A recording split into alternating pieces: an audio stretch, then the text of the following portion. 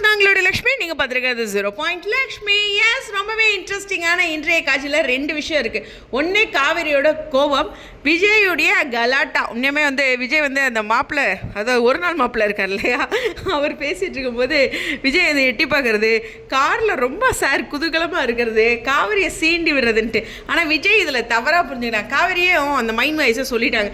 எந்த பொண்ணுக்குமே காவேரின்னு இல்லை, எனக்கு தெரிஞ்ச ஒரு 80% வச்சுக்கலாம், ஏன்னா 20% இருக்கலாம், ஓகேவா. பொண்ணுங்க கிட்ட அந்த ஸ்பாட்டில் ஒரு மாதிரி நல்லா இல்லை, உங்களை பிடிக்கல, அது மாதிரிலாம் என் பொண்ணுன்னு இல்லை, யாராக இருந்தாலும் அவங்ககிட்ட சொல்லும்போது அந்த இடத்துல மூட் ஆஃப் ஆகிடுவோம், ஓகேவா. அந்த ஒரு விஷயம் இருக்குது. பட் ஆனால் காவேரியோட கேள்வி என்னென்னா, விஜய் வந்ததுக்கப்புறம் தான் அந்த பையன்கிட்ட சேஞ்ச் இருக்குங்கிறது நம்ம பிள்ளை கண்டுபிடிச்சிருச்சு. நம்ம பிள்ளை யாரே ஸ்மார்ட் இல்லை. ஸோ அந்த ஒரு கொஸ்டினில் தான் அவங்க மூட் ஆஃப் ஆகி காரில் வராங்க. ஆனால் விஜய் என்ன நினச்சிட்டாங்கன்னா, ஒரு பொண்ணு வராங்களே, அவங்க ஃப்ரண்ட் சீட்டில் உட்காந்தது, அது யார் நம்ம கோப்பிடுவா, விகா ஃபேன்ஸ், ஓகேவா. ஸோ அதை ஃப்ரண்ட் சீட்டில் உட்காந்தது, அந்த மாதிரி சில விஷயங்கள்லாம் காவேரி கோவப்பட்டாங்கன்ட்டு. ஆனால் காவேரியோட மைண்டை அவங்க ரீட் பண்ணி சொல்லிட்டாங்க, ஓகேவா. அவங்களே சொல்லிட்டாங்க.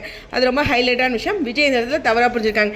இன்னுமே விஜய் மேலே காவேரிக்கு எந்த ஒரு அபிப்பிராயமும் ஏற்படலை அப்படிங்கிறதான் அது ஆடியன்ஸுக்குமே தெரியும்.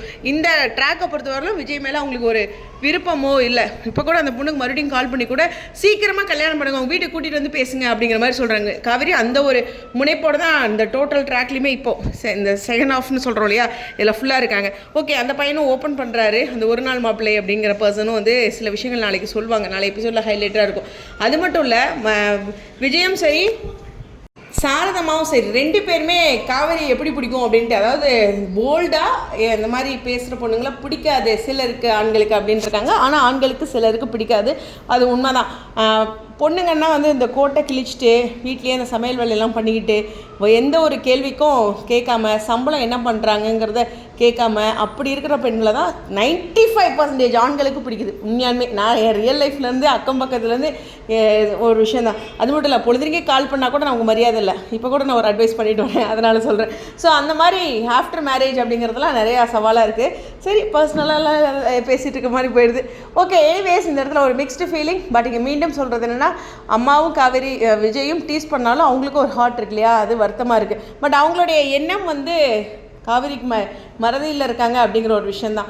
எனிவேஸ், விஜய் தவறாக புரிஞ்சிருக்காரு. காவேரிக்கு எந்த ஒரு பொசசிவும் எதுவும் வரல. அதுதான் இன்றைக்கான எபிசோடில் ஹைலைட். பட் அவருடைய குறும்பு அந்த சீனில், காரில் வரும்போதெல்லாம் அவர் காவேரியை பார்க்குறது, அந்த விஷயங்கள்லாம் ரொம்ப அழகாக இருந்தது. பட் அவர் ராங் ரூட்டில் நினச்சிட்ருக்காரு, அதான் எனக்கும் வருத்தமாக இருந்தது. எனிவேஸ், நிறைய பேர் அவருடைய அந்த ஆக்டிவிட்டீஸ், ஆக்ஷன்ஸ், சீன் வைஸ் நீங்கள் என்ஜாய் பண்ணியிருப்பீங்க. அதேமாதிரி நம்ம பிள்ளையும் கோவப்பட்டதுன்னு இருக்கும். ஒவ்வொருத்தருக்கும் ஒவ்வொரு வியூ. உங்களுடைய கருத்துக்கா ஸ்டேடியம்.